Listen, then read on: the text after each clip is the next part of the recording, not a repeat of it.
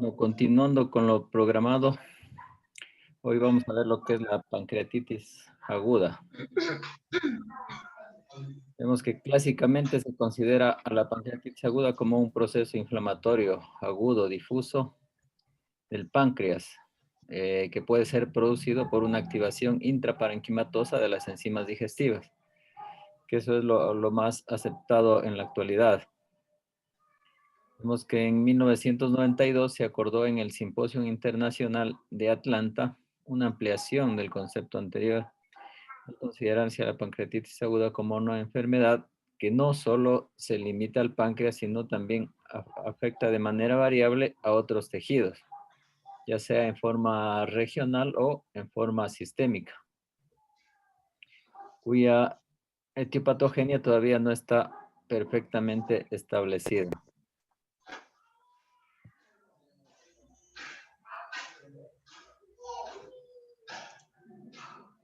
En la actualidad, la pancreatitis aguda representa una de las causas más frecuentes de dolor abdominal en consulta en emergencias. El espectro clínico varía desde formas leves, edematosas, a formas muy graves, como las necrótico-hemorrágicas, que, que van a parar en shock, ¿sí? Y que presentan un alto índice de mortalidad pese a los tratamientos intensivos, ya que el 80% de los fallecimientos se producen en la fase tardía por complicaciones infecciosas. En cuanto a la epidemiología, tenemos la incidencia es diferente según los criterios diagnósticos o geográficos. Tenemos la prevalencia por lo general oscila entre 0.5 a un caso por 1000 habitantes. Esa prevalencia no se relaciona ni con la raza, ni con la religión, ni predomina en un sexo sobre otro, aunque sí existen diferencias en relación a la causa que origina esta pancreatitis. Por ejemplo, en las mujeres es más frecuente la litiasis biliar. En varones, la etiología es alcohólica. La edad más frecuente de presentación es alrededor de los 50 años. Bueno, según los criterios de Atlantas, la última reunión que hubo allá, existen diferentes clasificaciones. Según las de Atlanta, engloba 5 tipos de pancreatitis aguda. Tenemos la pancreatitis intersticial edematosa con edema intersticial y necrosis del tejido graso intra y peripancreático.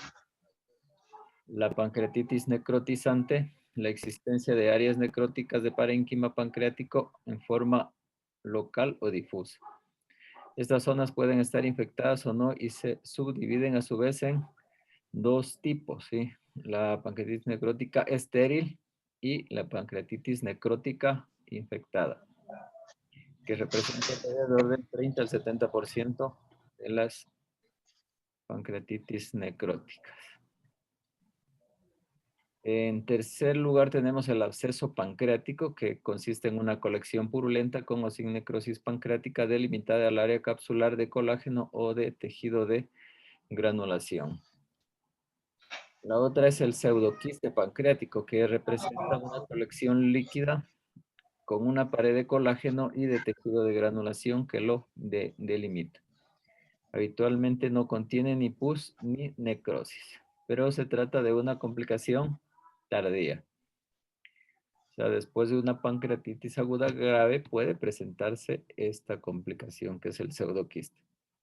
Y la infección pancreática, esta se define como una pancreatitis necrótica infectada y corresponde a la presencia de bacterias en el páncreas o en el espacio peripancreático con alteraciones patológicas. Entonces, estos son los conceptos más aceptados según los criterios de Atlanta, según la última convención que hubo. A ver, Stephanie, ¿cuáles son las principales causas de pancreatitis aguda? Buenas tardes, doctor. ¿Cómo le va? Las principales causas son la presencia de cálculos. Un cálculo que migra hasta esa vía de la vía biliar puede producir pancreatitis. También Otra de las causas es el consumo de alcohol. Ya esas son las dos principales causas, ¿no? Entre otras tenemos los fármacos, incluso después de una CPRE, el tratamiento de una coledocolitiasis también, recuerden que llega hasta el 5%, es por eso que ahora el gol estándar de la coledocolitiasis, primero está la colangioresonancia, una vez determinada ya la presencia de cálculos, sí hacemos la CPRE ya para hacer el tratamiento definitivo. Otras complicaciones puede ser la presencia de infecciones, por ejemplo, una parotiditis, y puede provocar una pancreatitis también.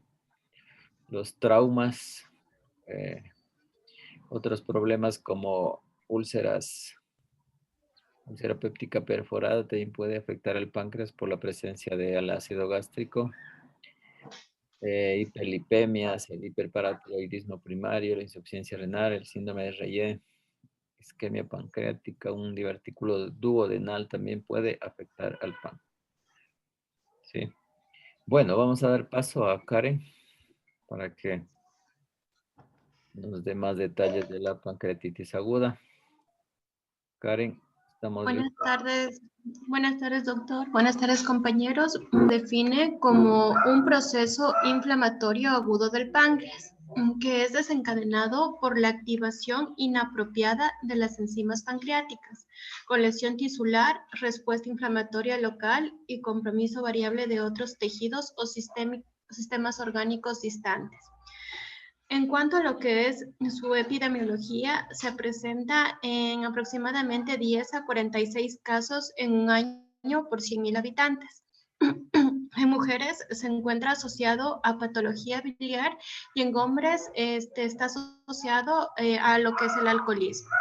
Tiene una mortalidad leve de aproximadamente el 80% y grave en aproximadamente lo que es un 20%. En cuanto a lo que es la etiología, se presenta en un 40% en la patología biliar, en un 35% en lo que es el alcoholismo y otras en un 20%. Ya vamos a ir hablando de cada uno de estos. Entonces, la principal causa que puede provocar lo que es una pancreatitis aguda dentro del organismo podría ser lo que es una obstrucción de los conductos. Si este conducto se obstruye, hay un grave riesgo de que el paciente curse con una pancreatitis aguda. Este conducto puede ser obstruido debido a diferentes causas. Entre ellas tenemos la principal, que podría ser la presencia de lo que son cálculos biliares, que es la colelitiasis, es decir, la presencia de cálculos dentro de la vesícula biliar. Ahora imagínense que estos cálculos salgan a partir de lo que es el conducto cístico y se dirijan al conducto colédoco. En este momento, el cálculo llegaría a llamarse lo que es una coledocolitiasis. Entonces, esta es una causa muy importante para obstruir los conductos porque estos cálculos incluso pueden llegar a descender y logran llegar a taponar lo que es el conducto pancreático y de esta manera van a evitar la salida de las enzimas digestivas que se secretan en el páncreas. Otra causa muy importante dentro de la obstrucción de los conductos serían lo que son las neoplasias periampulares, que quiere decir que el paciente puede estar cursando con algún tipo de cáncer pancreático. Otra causa puede ser lo que es el coledococeles, que es una anomalía congénita quística principalmente, que va a afectar lo que es este conducto colédoco y va a hacer que esté generalmente dilatado. Por lo tanto, si está dilatado, la bilis puede descender fácilmente o los cálculos pueden descender fácilmente y provocar una obstrucción de los conductos. Otra causa muy importante podrían ser lo que son los parásitos, específicamente lo que es el Ascaris lumbricoides, que sabemos que este va a cumplir lo que es el ciclo de luz, por lo tanto viaja por casi todo el organismo e imagínense que llegue aquí y decida quedarse en esta parte de los conductos, provocaría lo que es un daño severo y obstruiría el paso de las enzimas digestivas hacia afuera del intestino. Otra causa podría ser también lo que es un páncreas dividido o una anomalía congénita del páncreas. Lo importante que tenemos que ver aquí es que todos estos cálculos biliares, parásitos, coledococeles, van a provocar lo que es una obstrucción. Y si hay una obstrucción dentro de lo que es el conducto pancreático específicamente, van a evitar que las enzimas digestivas salgan. Y si las enzimas digestivas no salen, va a haber lo que es un aumento, en este caso, de la presión ductal intrapancreática. ¿Qué quiere decir esto? Que la presión de estos conductos va a llegar a aumentar debido a que el líquido pancreático quiere salir, pero no se le permite. Esta presión ductual va a aumentar y si esta presión aumenta, también va a haber lo que es una acumulación, en este caso, de lo que son las enzimas digestivas que están pretendiendo salir. Es decir, las enzimas van a estar por todo el páncreas acumuladas, tratando de salir, pero no van a encontrar la manera, debido a que se encuentra obstruido el conducto. Ahora imagínense que hay una acumulación de todas estas enzimas digestivas. El organismo tiene que responder de alguna manera. Ya que hemos dicho que generalmente estas enzimas se encuentran inhibidas, pero hay un grupo de enzimas que no se encuentran inhibidas y que se encuentran en su forma activa, y estas van a ser las lipasas. Estas lipasas van a estar en forma activa y van a empezar a provocar lo que es un daño severo dentro del páncreas, provocando así lo que es una necrosis grasa. Van a empezar a lo que es a degradar lo que es el tejido y van a provocar una necrosis dentro del páncreas. Y si hay una necrosis dentro del páncreas, el organismo se va a dar cuenta de esto y va a mandar órdenes para que empiecen a secretar los soldados del organismo, por decirlo así, que podrían ser los miofibroblastos, los leucocitos y las células proinflamatorias. Que lo que van a hacer esto es que van a tratar de evitar que la lipasa siga degradando el tejido graso y las células proinflamatorias van a provocar lo que es una inflamación ahí. Al provocar lo que es la inflamación y evitar que las lipasas actúen, van a provocar un edema intersticial. ¿Qué quiere decir? Que van a provocar la salida del líquido dentro del intersticio. Y si hay un edema de líquido en el páncreas, esto va a imposibilitar que la sangre pueda fluir fácilmente hacia el páncreas. Por lo tanto, va a provocar lo que es una insuficiencia vascular. Y si la sangre no llega correctamente al páncreas, las células acinares van a sufrir lo que es una isquemia. Es decir, lo que es la insuficiencia de oxígeno dentro de las células acinares. Una cosita. La fisiopatología, así en breves rasgos, por la presencia de cálculos biliares, ¿cómo sería? Obstrucción de los conductos. Ya, ¿qué pasa si se obstruyen los conductos? Hay una acumulación. No puede salir, se encuentra, digamos, destapado. Enzimas digestivas van a estar pretendiendo salir. Y ahí están dos cosas, ¿no es cierto? La presión intraductal y el reflujo retrógrado, ¿sí? Como usted dijo, las enzimas pancreáticas salen inactivas, ¿sí? Pero al momento de ya llegar recuerden que al mezclarse con la bilis o al salir ya del páncreas, ya se activan estas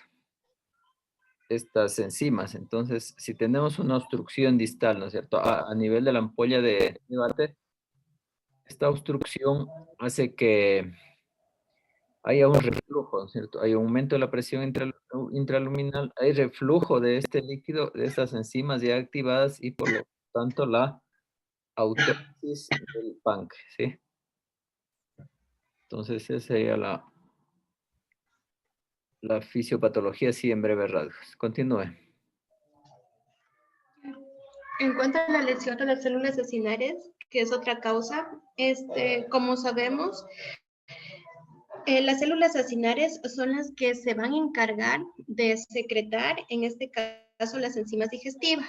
Si hay una lesión de estas células, va a haber lo que es una pancreatitis aguda, porque puede haber una síntesis o una secreción defectuosa de las enzimas digestivas. ¿Y a qué se puede deber esta lesión? A tanto lo que son los factores exógenos, a los factores endógenos y a los factores dietrógenos. que quiere decir que puede haber un estrés oxidativo que va a provocar daño dentro de las células acinales. Y si ocurre esto, va a provocar lo que es un daño específicamente dentro de la membrana celular de las células acinales. Esto quiere decir que va a oxidar todos los lípidos que forman parte de la membrana de los ácidos pancreáticos. Y si esto ocurre, va a haber lo que es una falla en la síntesis de las enzimas digestivas. Es por esto que es muy importante que pueda haber lo que es una lesión de las células acinales. Otra causa de la lesión de las células acinales podría ser el calcio. Porque el calcio es un regulador, en este caso de la síntesis o secreción de las células acinales. Este es un potente regulador. Si este calcio llega a descender, la tripsina se va a inactivar. Pero por el contrario, si hay un aumento del calcio, esto provoca lo que es una activación del tripsinógeno, que quiere decir que van a activar a las proteasas para que comiencen a actuar dentro del páncreas. Y esto provoca un severo daño, es decir, aumento del calcio, factores exógenos, factores endógenos y atrógenos, todos van a provocar lo que es una lesión de las células acinales. Por ende, también la activación de las enzimas digestivas dentro del páncreas. Otra causa muy importante que hemos dicho es el transporte intracelular defectuoso. Y aquí nos referimos a esto que tenemos aquí, que son las células acinares. Ya, y como sabíamos que tienen enzimas digestivas e hidrolasas lisosómicas y que estas tienen que ser transportadas por caminos diferentes, es decir, de forma separada. Si este transporte falla dentro de la célula, también puede provocar lo que es una activación de las proenzimas, es decir, del tripsinógeno o de la proenzima digestiva. Por ende, también lo que es la liberación de enzimas activadas dentro de la célula. Es por esto que un transporte defectuoso también es una importante causa de pancreatitis aguda. También tenemos lo que es el consumo de alcohol, que como ya dijimos, se presenta en aproximadamente el 35% de los pacientes con pancreatitis aguda. Algo muy importante es que este consumo de alcohol puede provocar todas las causas anteriores, es decir, el consumo de alcohol va a aumentar en este caso el estrés oxidativo, por lo tanto va a lesionar a las células. También afecta el transporte intracelular de las células acinales. Es por esto que el consumo de alcohol es muy importante dentro de esta patología. Este alcohol va a aumentar lo que son las contracciones del esfínter de Oddi, que como sabemos, este es el que se encarga de permitir el paso o de negar el paso de las sustancias secretadas a partir de los conductos pancreáticos. Entonces, la persona que consume alcohol va a provocar que este esfínter se cierre o se empiece a contraer tanto que va a evitar el paso de las enzimas que van a ser sintetizadas y secretadas por estos conductos. Por lo tanto, va a provocar que se activen dentro del páncreas y provoque lo que es una degradación pancreática. Otra consecuencia que puede provocar el consumo de alcohol podría ser lo que es la secreción de líquido pancreático rico en proteínas, que debido al consumo de alcohol, el líquido pancreático va a aumentar lo que son bastantes cantidades de proteínas. Y si aumenta la cantidad de proteínas, el líquido se va a volver más espeso, por decirlo así, no va a poder avanzar de forma adecuada a partir de los conductos. Es decir, va a haber una especie de éstasis o de detenimiento de este líquido que va a evitar la correcta salida de las enzimas digestivas hacia el intestino delgado. Otra consecuencia va a ser también lo que es el estrés oxidativo, que ya mostró cómo afectaba y cómo lesionaba las células acinales. Otra causa también es la alteración de las concentraciones de calcio.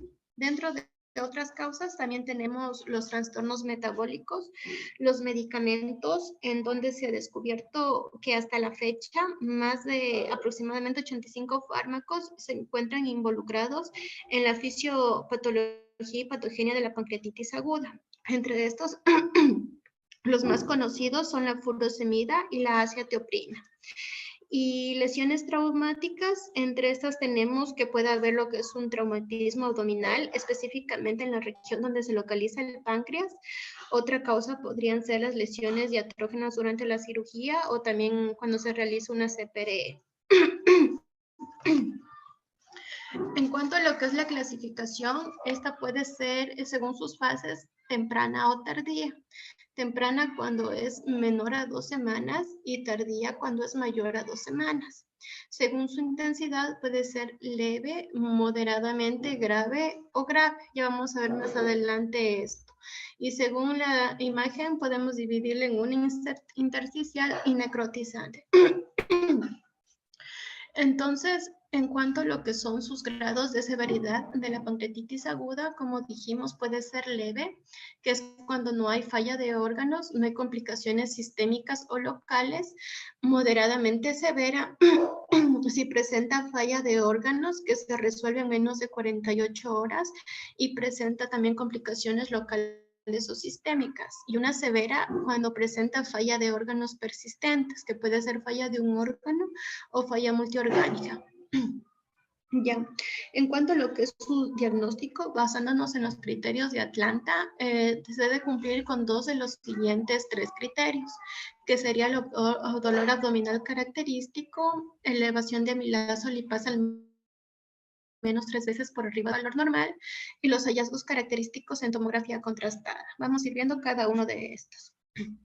En cuanto a la clínica, como decíamos, este puede ser lo que es un dolor abdominal intenso que se localiza en epigastrio. Va a ser de tipo perforante hacia la espalda o con irradiación hacia ambos hipocondrios o hemicinturón hacia la espalda. También se acompaña de náuseas y vómitos, de lo que es fiebre, taquicardia e hipotensión. En cuanto a lo que es el examen físico, vamos a encontrar lo que es un abdomen distendido, de disminución de los ruidos intestinales, dolor a la palpación en lo que es el hemiabdomen superior, también las equimosis abdominales de localización periumbilical, que es el signo de Cullen, o también en los flancos, que es el signo de Grey-Turner. Estos son muy características, aunque no van a ser exclusivas de una pancreatitis aguda. Estas son poco frecuentes, se presentan aproximadamente del 1 al 3% de los casos y generalmente son tardías. En cuanto a lo que son los exámenes de laboratorio, aquí se ha demostrado que los niveles de amilasa sérica son poco sensibles y específicos para el diagnóstico, por lo que se va a preferir lo que es la medición de la lipasa. Esta amilasa se eleva aproximadamente 8 horas y suele regresar en los primeros 3 días a su rango normal. Sin embargo, la lipasa suele elevarse aproximadamente a lo que son las 72 horas y permanece más tiempo, aproximadamente lo que son 14 días.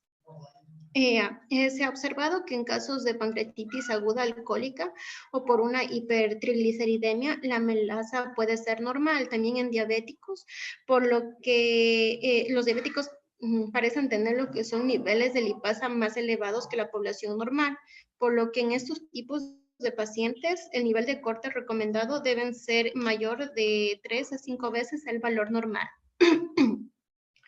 Como apoyo también podemos pedir lo que es una biometría hemática para ver la leucocitosis y el hematocrito, que es muy importante, ya que en la pancreatitis va a haber lo que es bastante líquido dentro del páncreas. Esto hace que disminuya el nivel de líquido en la sangre y hace que el hematocrito falsamente se vaya a elevar. O sea, nosotros pensaríamos que en realidad hay una policitemia, pero no, como se pierde el líquido, como el paciente se deshidrata en la pancreatitis, el hematocrito se eleva. Entonces, nos sirve bastante como un parámetro para ver qué tan deshidratado se encuentra el paciente. También podemos ver lo que es el nitrógeno ureico en sangre, la creatinina para poder ver lo que es la función renal. Igual por la deshidratación del paciente puede estar en una insuficiencia renal o por la pancreatitis como tal. También vamos a ver lo que son los niveles de glucosa, porque recordemos que el páncreas al dañarse ya no se secreta la insulina y de hecho el proceso inflamatorio hace que vengan otras hormonas que aumentan la glucosa, como por ejemplo las catecolaminas, hormona de crecimiento. También va a ser importante pedir lo que es el calcio iónico, la bilirrubina, y el AST, el LLT y también lo que son los triglicéridos.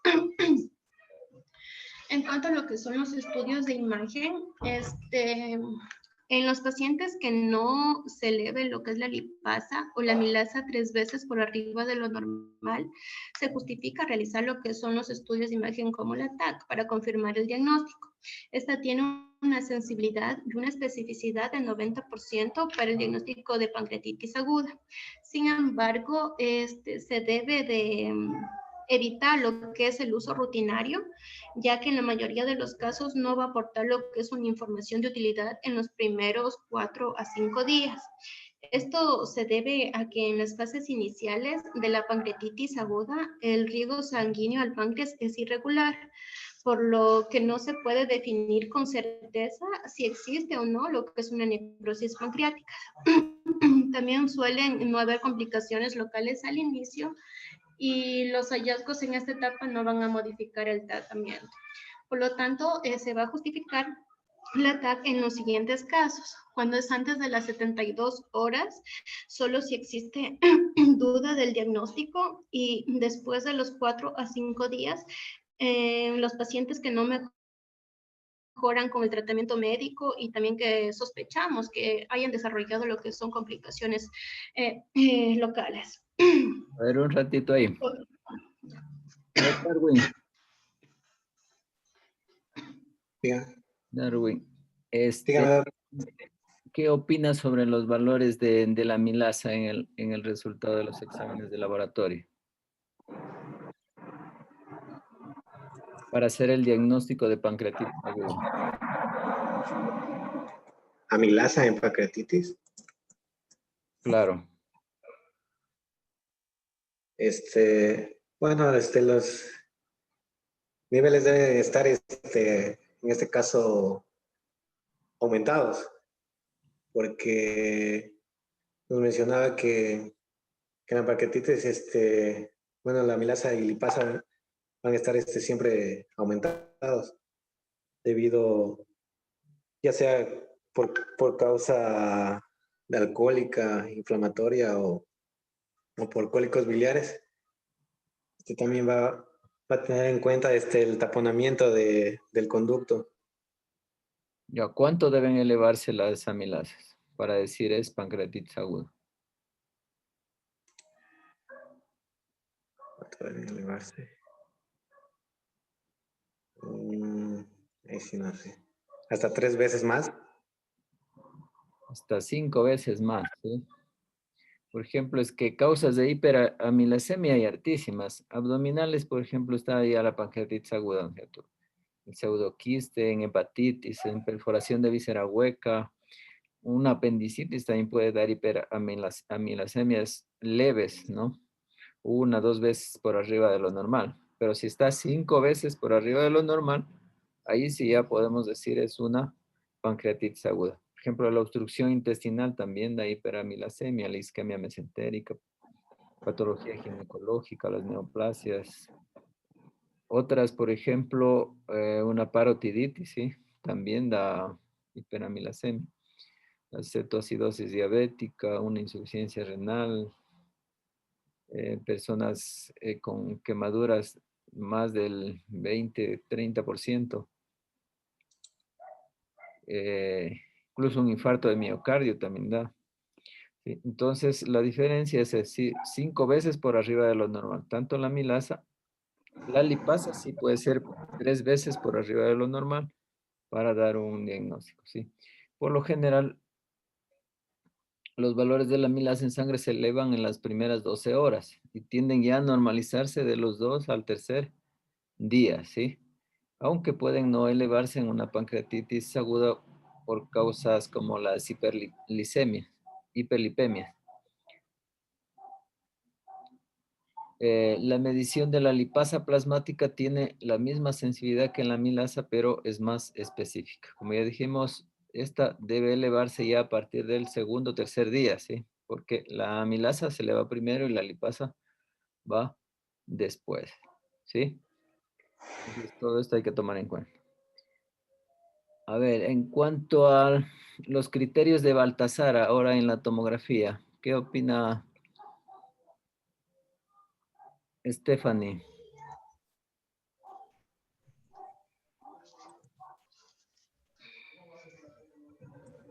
En la tomografía sería el examen de elección para la evaluación que permite ver lo que es el páncreas.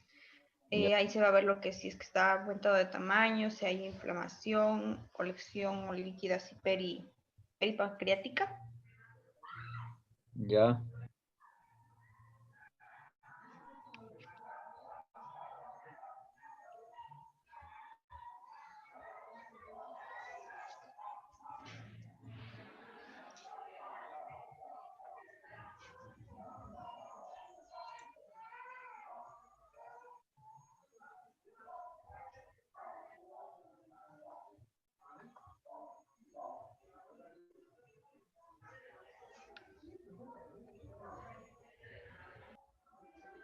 Continúo.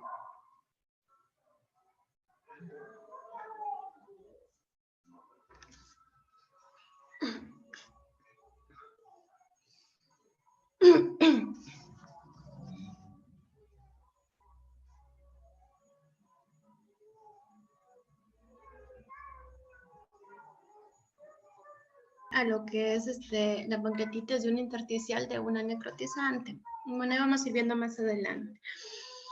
Ya, entonces nosotros sacamos lo que es la tomografía y tenemos que realizar lo que es el índice de Baltasar, que es esta tabla que les coloqué aquí, en donde tiene lo que son 5 grados.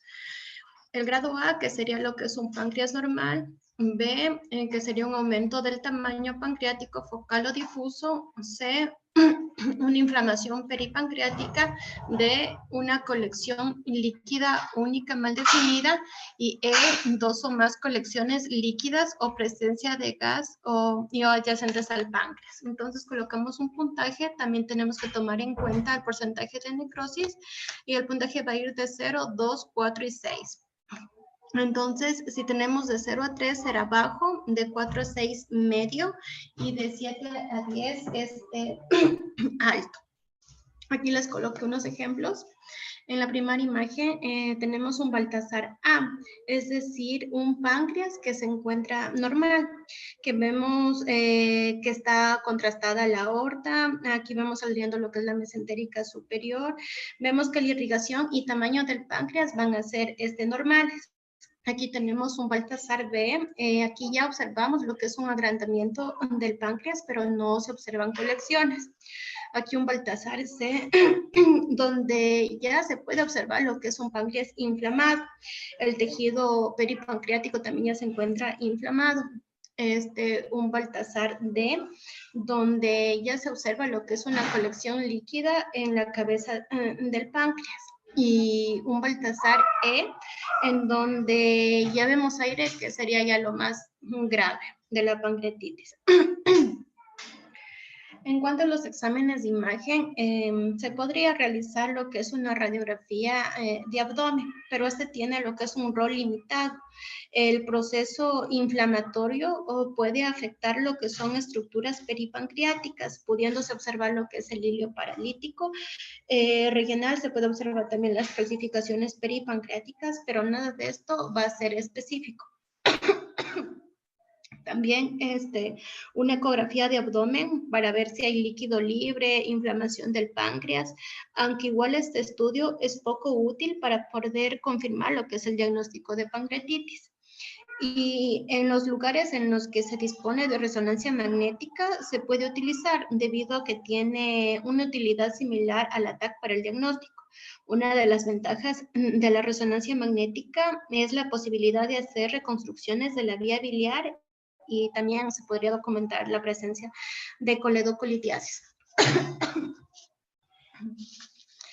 En cuanto a lo que es el tratamiento, tenemos lo que son 5 escalas. Primero, lo que es la valoración del paciente. 5 pilares. Primero, la valoración del paciente. ¿Qué quiero decir con esto? Al inicio les había dicho que la pancreatitis puede ser leve, que se puede resolver sola, o puede ser grave, que llegue a matar al paciente o dejarlo en una unidad de cuidados intensivos. Entonces siempre es importante valorar para saber qué conducta voy a tener. Por eso vamos a utilizar lo que son escalas que ya vamos a ver más adelante. También nada por vía oral, debido a que el paciente en esta pancreatitis se encuentra vomitando todo lo que se le da, entonces no se le va a dar nada por vía oral. Ahora, es muy importante conocer que durante mucho tiempo en la pancreatitis se tenía a los pacientes sin comer durante 10 días aproximadamente, con nutrición parenteral total. Pero esta conducta ha ido cambiando con el pasar de los años, porque, por ejemplo, en la pancreatitis leve, que es la que se presenta en la mayoría de los casos, se va a ir probando lo que es la tolerancia oral del paciente a partir del 5º día aproximadamente. Esto con el objetivo de no prolongar la nutrición parenteral total. También la hidratación, recordemos que la pancreatitis consume mucha agua, mucho líquido, entonces al paciente también, como ya lo dijimos, se le hace un hematocrito para ver qué tan deshidratado se encuentra, y se puede utilizar lo que es el esquema que dependiendo del caso. En cuanto a la analgesia y gastroinhibición, este paciente de pancreatitis va a tener mucho dolor, entonces vamos a darle, por ejemplo, analgesia como tramadol. Para la gastroinhibición, es decir, para los vómitos, una metroclopramida o meprazol. En cambio, en cuanto a lo que es la profilaxis antibiótica, esta no se debe dar en lo que son pancreatitis leves. Esto nos dice las guías, no hay que dar en estos casos, solamente cuando se trata de casos más graves. Y para estos pilares siempre debemos de tomar en cuenta los factores de riesgo de gravedad, que sería una edad mayor de 60 años, un índice de masa corporal mayor de 30.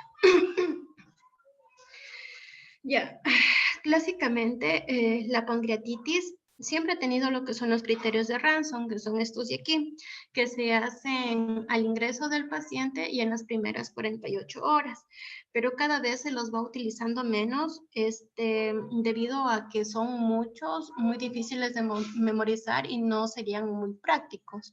Entonces, existe también lo que es el BISAP, que son 5 parámetros. Si se cumplen más de 3, estamos hablando de una severidad alta.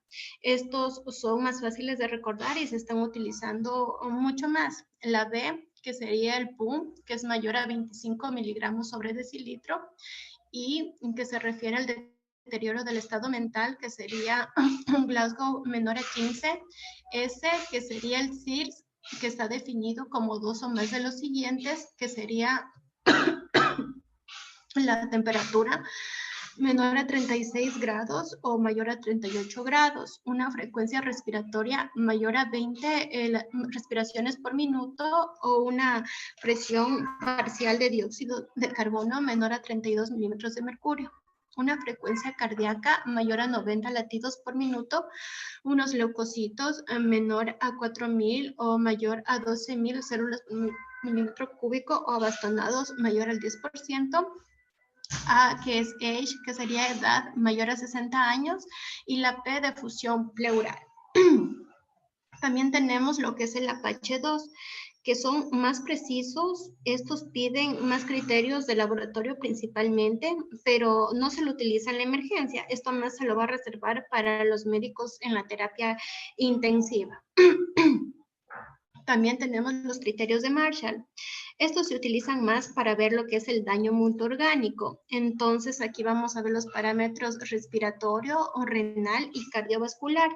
Si es que cualquiera de estos parámetros alcanzó lo que es un puntaje mayor a 2 o igual a 2, se define como un fallo orgánico.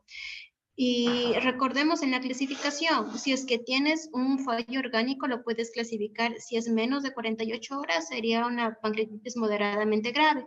Si es mayor de 48 horas, sería una grave. Y aquí tenemos, si es que se daña uno solo, sería daño orgánico, y es que si se dañan 2 o más, ya hablamos de lo que es un fallo multiorgánico. Y en cuanto a lo que son las complicaciones, en la primera semana puede aparecer lo que son colecciones, que solamente se tratan si es que hay síntomas. En la segunda semana aparece lo que es la necrosis estéril, que no es mandatoria tratarla inmediatamente. En la tercera semana viene la necrosis infectada, en la cual esto sí ya tocaría lo que es quirófano. En la cuarta semana es donde suele aparecer más frecuentemente el absceso pancreático. Y aquí se va a realizar lo que es un drenaje percutáneo. Y la complicación más tardía, que sería la quinta semana, son los pseudoquistes pancreáticos. Muchas gracias.